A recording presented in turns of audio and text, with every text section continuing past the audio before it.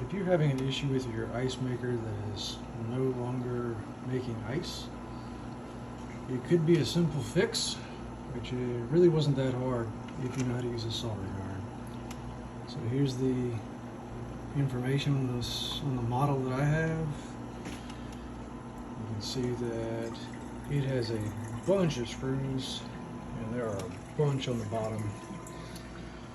It's not all that difficult to change, but the issue that I had was that I constantly kept getting a low water light even though there was plenty of water in it. The issue was that the water pump had gone out and it was slowly failing, so I kept getting a low water light, but if you opened the lid and closed it, it would start back over. So I figured it's a year old and it's out of warranty, and it quit working, which the reviews said that it would stop working about a year, so that was pretty accurate. I said, what the heck, I'll go ahead and open this thing up. So first thing is a couple of screws in the back. Take this top off. It's just a little plastic piece that pops right off. Take the bottom screws out. This whole back piece it's got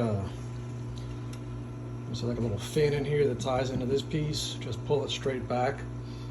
No big deal there. It reveals the compressor.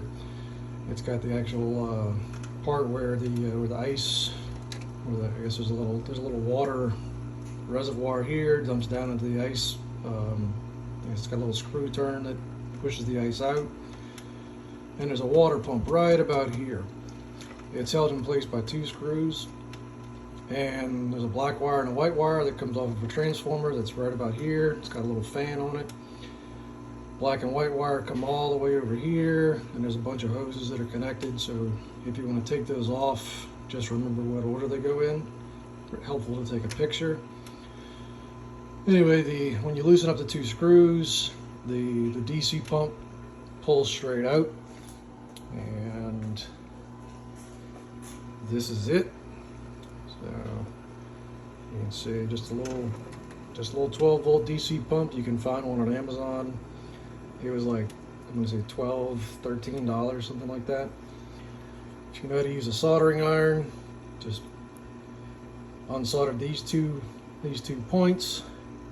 You can see it's got a red dot for the positive and then the negative. Pops that right off. Solder the two new wires on. Put that right back in. Ran a test just to make sure. Sure enough, pumped the water right in.